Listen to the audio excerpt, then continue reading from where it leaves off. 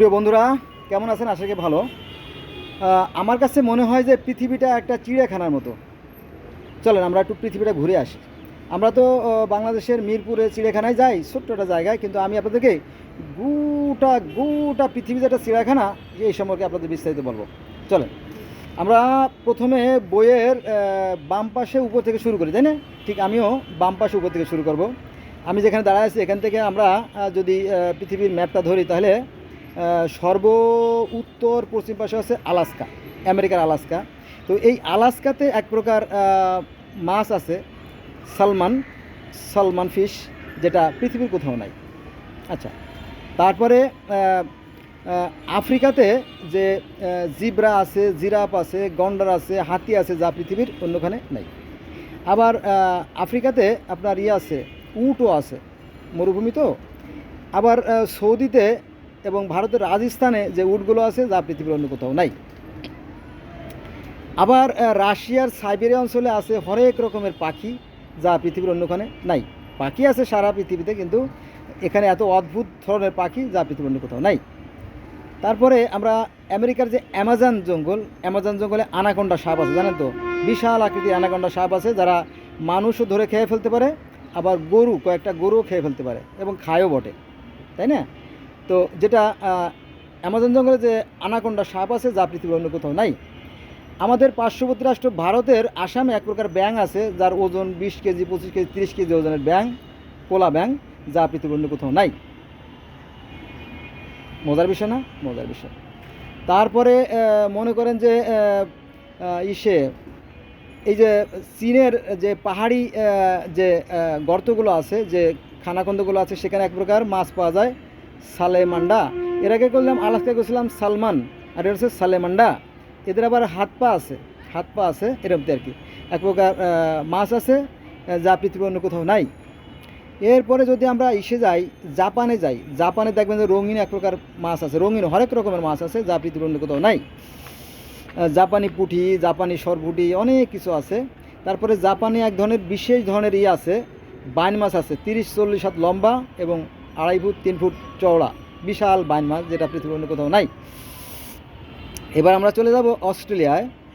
অস্ট্রেলিয়ায় আপনার যে অস্ট্রেলিয়াকে বলা হয় আপনার দেশ, ওই ক্যাঙ্গারুর দেশ। এই ক্যাঙ্গারু শুধুমাত্র অস্ট্রেলিয়া মহাদেশ পাওয়া যায়, পৃথিবীর অন্য কোথাও ক্যাঙ্গারু পাওয়া যায় না। ক্যাঙ্গারু ছাড়াও আরও অনেক নতুন নতুন আছে, যেমন ডেঙ্গু নামে একটা কুকুর আছে, এক প্রকার কুকুর আছে, এটা শুধুমাত্র অস্ট্রেলিয়ায় পাওয়া যায়, অন্য কোথাও পাওয়া যায় না। তারপরে প্লাটিপাস আছে, এটা একটা বিশেষ ধরনের প্রাণী, হাঁসের মতো, কিন্তু ওদের গায়ের পালক হয়, হ্যাঁ, ঠোঁট হাঁসের মতো আর কি, অদ্ভুত প্রাণী, নখ বিষাক্ত। এইগুলো শুধুমাত্র অস্ট্রেলিয়াতে পাওয়া যায়, পৃথিবীর অন্য কোথাও পাওয়া যায় না। আর কি বলবো, ক্লান্ত হয়ে গেছি তো। আমাদের বাংলাদেশে এক প্রকার মাছ পাওয়া যায়, মাছ তো শত হাজার রকমের মাছ আছে। তার মধ্যে মনে করেন যে এই যে ইলিশ মাছটা বাংলাদেশ, ভারত, মায়ানমার, পাকিস্তান, আফগানিস্তান, এমনি কয়েকটা দেশ মিলে পাওয়া যায়, যা পৃথিবীর অন্য কোথাও পাওয়া যায় না। হ্যাঁ, তারপরে আসেন যে এই যে নদী, নালা, খাল, বিল, হাওড়, বাওড়, জলাশয়, এক ধরনের মিষ্টি বাড়ির মাছ। তারপরে আমরা যদি সাগরে যাই, আরেক ধরনের মাছ, মহাসাগরে গেলে আরেক ধরনের মাছ, তাই না? এরকম আর কি। আপনি যদি পুকুরে ইলিশ মাছ চাষ করতে চান, তাহলে সেটা হবে বোকামি, তাই না? এক একটা স্থানে এক এক ধরনের জীব জন্তু, কীট পতঙ্গ, পশু পাখি দিয়ে সৃষ্টিকর্তা এভাবে তার যে প্রাণীকুল, যে প্রাণের ভাণ্ডার তিনি ভরে তুলছেন। অদ্ভুত লাগে না? তারপরে মনে করেন যে আপনার কত রকমের পাখি আছে পৃথিবীতে। আমাদের সুন্দরবনেই শুধুমাত্র 1100 প্রজাতির বা 1200 প্রজাতির পাখি আছে, তাই না?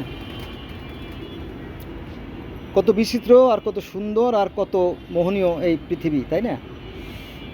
হয়তো আমাদের ভাগ্য নয়, আমরা ঘুরে দেখতে পারি না, তাই না? এখন আমের সিজন, জানেন তো? এই আম আছে, কত রকমের আম, তাই না?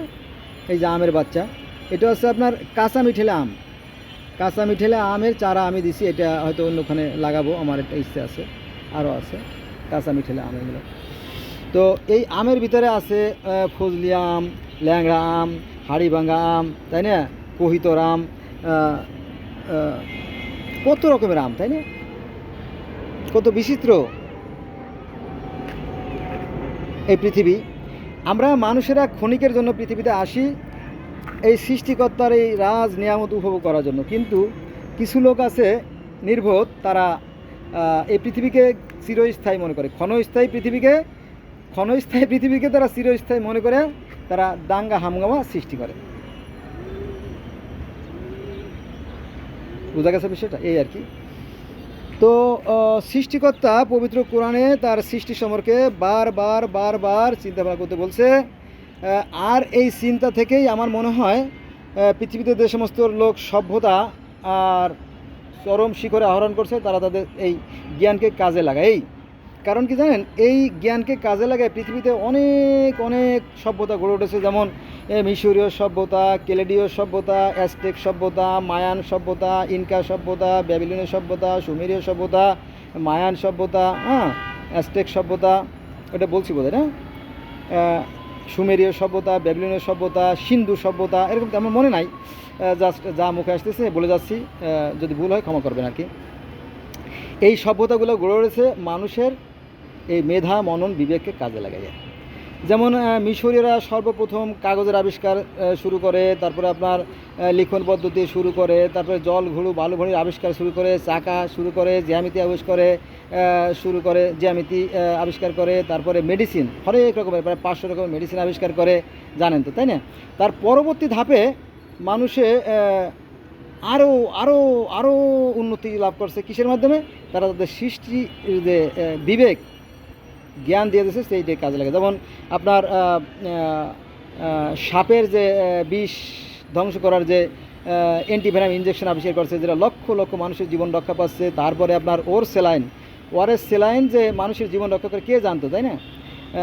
যদি জানতো তাহলে হাজার হাজার মানুষ অকালে মারা যেত না, তাই না? আগেকার দিনে যখন ডায়রিয়া কলেরা হতো, তখন হাজার হাজার মানুষ গ্রামের পর গ্রাম উজাড় হয়ে যেত, তাই না? তো মানুষ তার মেধা, মনন, জ্ঞান কাজে লাগায় এই সমস্ত আবিষ্কার করছে। তারপরে আপনার জলাতঙ্ক রোগের জন্য যে টিকা আবিষ্কার করছে, সেগুলো দেওয়ার ফলে এখন শিয়ালে, বাগডাসা, সাইরিয়াল, মেসোবাগ, গেসোবাগ, কুকুর, তাই না, এরা বিড়ালে কামড়ালে আমরা কি করি? তাকে আমরা ইঞ্জেকশন দিই, ঠিক আছে না? তো সে আর অকালে মারা যায় না। দেখেন সৃষ্টিকর্তা আমাদেরকে কত নিয়ামত দান করছে এই জ্ঞানের মাধ্যমে। কিন্তু আমরা মুসলমানরা বিজ্ঞান বিরোধী হওয়ার কারণে, আমরা মুসলমানরা বলাটা দুঃখজনক, তারপর বলতে হয়, আমরা বিজ্ঞান বিরোধী হওয়ার কারণে আমরা বিজ্ঞান চর্চা করি না, ফলে আমরা সামনে এগোতে পারতেছি না। এটা আমাদের দুঃখজনক। আপনি দেখেন যে এই যে মায়েরা যখন বাচ্চা দান করে, গর্ভকালীন সময় মারা, আগে ধনুষ্টাঙ্গ হয়ে প্রায় মা মারা যেত, বাচ্চাও মারা যেত, কিন্তু এখন আপনার টিটিনাস আবিষ্কার করা হয়েছে। একজন মা গর্ভবতী হওয়ার পর তাকে নির্দিষ্ট পরিমাণে টিটিনাস দেওয়া হয়। বন্ধুরা, একটা বিষ পিঁপড়ি আর কি, ভেমরুল উড়ে গেল আমার মুখের সামনে দিয়ে। যাক, তো এই যে আপনার টিটিনাস আবিষ্কার করার ফলে আপনার মারা অকালে আর মারা যায় না। এগুলো ছাড়া ধনুষ্টঙ্কার, খুকুনকাশি, ডিপথেরিয়া, যক্ষা, এগুলো টিকা দেওয়া হয়, জানেন তো, তাই না? এগুলো সৃষ্টিকর্তার নিয়ামত। এগুলো বিজ্ঞানীরা তাদের মেধা, মনন, জ্ঞান কাজে লাগে এটা সৃষ্টি করছে। কিন্তু আমরা মুসলমানরা বিজ্ঞান চর্চা করি না, ফলে আমরা পিছিয়ে পড়ে আছি। এটা আমাদের জন্য একটা দুঃখজনক খবর। হ্যাঁ, আসুন আমরা বিজ্ঞান চর্চা করি। বিজ্ঞান বলতে এটা ইহুদি খ্রিস্টানদের জ্ঞান তা না, এটা হচ্ছে সৃষ্টিকর্তা দেওয়া যে জ্ঞান, সেই জ্ঞানটাকে যাচাই বাছাই করে কাজে লাগানোর নামই হচ্ছে বিজ্ঞান। অর্থাৎ জ্ঞানটাকে কাজে লাগানোর নাম হচ্ছে বিজ্ঞান, কিন্তু আমরা জ্ঞানটা কাজে লাগাই না, ফলে আমরা পিছিয়ে পড়ে আছি। আর যারা এই জ্ঞানটা কাজে লাগাইছে তারা আজকে উন্নতির চরম শিখর আরোহণ করতেছে। একসময় মানুষ হেঁটে হেঁটে সৌদি আরব হজ করতে যেত, তারপরে মানুষ আস্তে আস্তে জাহাজে যেত, তারপরে ঘোড়ায় যেত, তাই না? তারপরে বাসে ট্রেনে যেত, এখন মানুষ বিমানে যায়, তাই না? তো এগুলো সেই জ্ঞানেরই খেলা। এই জ্ঞানের মাধ্যমে বিমান আবিষ্কার হয়েছে, তারপরে ফুয়েল দিয়ে বিমান চালানো হয়, তাই না? আস্তে আস্তে আস্তে আস্তে আধুনিক থেকে আধুনিক আরও আধুনিক হচ্ছে, তাই না? এটা কি, এগুলো সবই হচ্ছে জ্ঞানের খেলা। আসুন আমরা আমাদের জ্ঞানকে কাজে লাগাই, আমরা আমাদের পরিবেশকে সুন্দর করি, আমাদের চারপাশ সুন্দর করি, আমরা সভ্য জাত হিসেবে নিজেদেরকে গড়ে তুলি। হ্যাঁ, পৃথিবীটা অনেক সুন্দর, এই পৃথিবীতে বারবার আসা হবে না। আর একটা গোপন খবর বলি যে আমরা যখন মায়ের গর্ভে ছিলাম, জানেন, আমরা যখন মায়ের গর্ভে ছিলাম তখন মায়ের ডিম্বাশয়, অর্থাৎ মায়ের জরায়ুর দুই পাশে যে ডিম্বথলি থাকে, এই ডিম্বথলিতে প্রায় 5 লক্ষের মতো ডিম্ব থাকে। কত? 5,00,000-এর মতো ডিম্ব থাকে। সেই ডিম্ব থেকে প্রতি 28 দিন পর পর একটা ডিম্ব পরিপক্ক হয়ে জরায়ুতে আসে। তার মানে কি, মানে ডিম্বাশয় থেকে ডিম্ব পরিপক্ক হয়ে ফেলিপিয়ান টিউব অর্থাৎ ডিম্ববাহী নালীতে আসে এবং এই নালীতে 14 দিন 18 দিন অপেক্ষা করে ডিম্বটা। যদি পুরুষের সাথে এই ডিমের যদি নিষিক্ত ঘটে অর্থাৎ মিলন ঘটে, তাহলে এই ডিম থেকে নতুন ভ্রূণ অর্থাৎ অঙ্কুরোদ্গম ঘটে। আর যদি পুরুষের সাথে যদি নিষিক্ত না হয়, মিলন না হয়, তাহলে এই ডিম্বটা ফেটে যায়। এটা গড গিফটেড অর্থাৎ ঈশ্বর প্রদত্ত বিধান। তো এই ডিম্বটা ফেটে যায়। ফেটে যাওয়ার সাথে সাথে নারীদের অর্থাৎ মাদের যে জরায়ুর 3 দেয়াল অর্থাৎ উপরে 1 দেওয়াল আর ডাইনে বাই 2 দেওয়াল, 3 দেয়ালে থাকে আপনার রক্তের স্তর। এই রক্তের স্তরটা ভেঙে যায়, অর্থাৎ এই ডিম্বটা যখন ফেটে যায় ঠিক ওই সময় একই সাথে আপনার সে রক্ত জমা বাঁধা রক্তটাও ভেঙে যায়। এটা ঈশ্বরের ইচ্ছা। যেমন ওই যে জোয়ারের সময় যেমন উঁচু পাহাড় ভেঙে যায়, ঠিক ওরকমটি রক্তের দেওয়ালও ভেঙে যায়।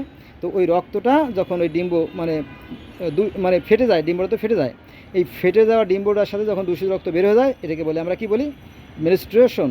মানে ইংলিশে মেনস্ট্রুয়েশন বলে, মাসিক বলে, আর বাংলা আমরা বলি মাসিক বলি, হায়াজ বলি, নেফাস বলি, তাই না, পিরিয়ড বলি, ইত্যাদি ইত্যাদি বলি। এটা প্রতি 28 দিন পর পর হয়। এখন যেটা বলছিলাম যে একজন মায়ের যে 5,00,000 ডিম্ব থাকে, এখান থেকে আমরা কয়জন মানুষ, একজন মা কয়টা বাচ্চা দিতে পারে, তাই না?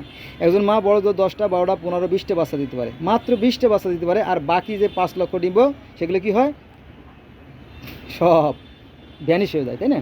তার বাস্তব দৃষ্টান্ত দেখেন যে এগুলো সবার বেলা সমানভাবে প্রযোজ্য। যেমন মাছ আছে, পৃথিবীর যত মাছ আছে না, মাছেরাও লক্ষ লক্ষ কোটি কোটি ডিম দেয়, অল্প কিছু বাঁচে। আবার গাছেরাও প্রচুর পরিমাণে ডিম দেয়, তার অল্প কিছু বাঁচে। তার বাস্তব উদাহরণ দেখেন, এই দেখেন, এই যে এটা হচ্ছে আপনার সবেদার বাচ্চা। এটা হচ্ছে সবেদার বাচ্চা, অসংখ্য সবেদার বাচ্চা ঝরে ঝরে গেছে।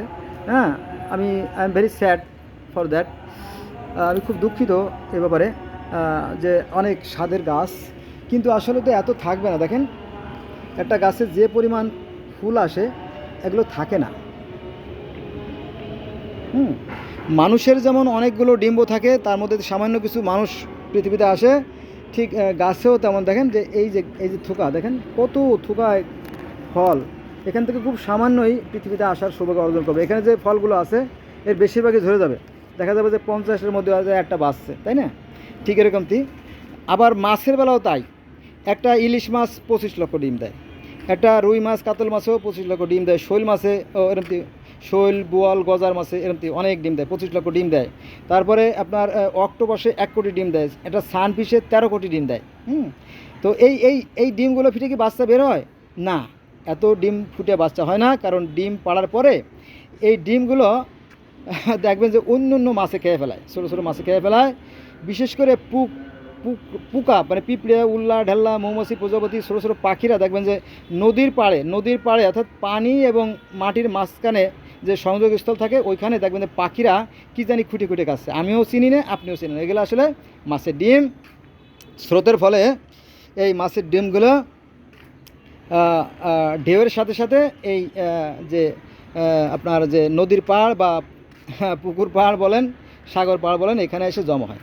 ঠিক আছে, এই বড় অদ্ভুত ব্যাপার, এটা খুবই মানে মারাত্মক ব্যাপার। এগুলো চিন্তার বিষয় আর কি। দেখেন ডিম পাড়ছে কোথায়, আর সেই ডিমগুলো পানিতে ভাসে, আর সেটা স্রোতে আবার পাড়ে নিয়ে এসে, আর সেখানে পোকামাকড়েরা, পাখিরা সেই ডিমগুলো খায়। আবার একটু বড় হলে বিভিন্ন পাখিরা সেই মাছগুলো খায়, জানেন তো? এইভাবে জীবন আসে জীবন থেকে, একটা জীবন আর একটা জীবনের উপর পরস্পর নির্ভরশীল। এভাবে তো সৃষ্টিকর্তা মহান, আমরা তাকে যতটা চিন্তা করি তার চেয়ে মহান। কারণ এই যে বিশ্ব ব্রহ্মাণ্ড সুশৃঙ্খল ও সুনিয়ন্ত্রিত পরিচালিত হচ্ছে, নিঃসন্দেহের প্রতি একটা শক্তি আছে। সেই শক্তিকে মূলত বিভিন্ন মানুষ বিভিন্ন নামে ডাকে। কেউ বলে ভগবান, কেউ বলে রহমান, কেউ বলে ভগবান, কেউ বলে রহমান, কেউ বলে আল্লাহ করিম, কালো ঘন শ্যাম। আমি বলি সবাই মানুষ একই সমান। কেউ বলে হিন্দু, কেউ বলে মুসলমান, কেউ বলে বৌদ্ধ, কেউ বলে খ্রিস্টান। আমি বলি সবাই মানুষ, একই সমান। একই গর্ভে জন্ম মোদের এক মায়ের সন্তান। ধলো কালো বাহিরে সেজক ধলো কালো বাহিরের আবরণ, ভিতরে তো সকলেই সমান, এইটা বলতেছিলাম আর কি, তো আমার মনে নাই। তো বন্ধুরা আসুন না আমরা ধর্মের ভেদাভেদ ভুলে যাই, আমরা একই মানুষ, তাই না? আমি কবিতাটা বারবার বলছি, আবারও বলি একই কবিতা, যে জগৎ জুড়িয়া এক জাতি আছে, সে জাতির নাম মানুষ জাতি, একই পৃথিবীর স্তনে লালিত, একই রবি শশী মোদের সাথী, শীত তাপ ক্ষুধা তৃষ্ণার জ্বালা, সবাই মোরা সমান বুঝি, জলে মরি বাসি পাইলে ডাঙ্গা, ধলো আর কালো বাহিরে কেবল, ভিতরে সবার সমান নাগা। জগতের সকল মানুষ আমরা একই স্রষ্টার সৃষ্টি, একই আদমের সন্তান, এবং আমরা প্রত্যেকে অক্সিজেন গ্রহণ করি, সুখে হাসি দুঃখে কাঁদি, আর কি সবই তো এক, শুধুমাত্র ধর্মের বেলা ভিন্ন। ঠিক আছে? তো আমরা এই ধর্মের ব্যবধান যদি বুঝে ফেলতাম, তাহলে পৃথিবীটা আরও স্বর্গীয়, আরও মধুময় হতো, পৃথিবীটা আরও সুন্দর হতো, এই মারামারি হানাহানি অনেকটা কমে যেত। ঠিক আছে না? তো আজকে এ পর্যন্ত রইলো, সবাই ভালো থাকবেন, আল্লাহ হাফেজ।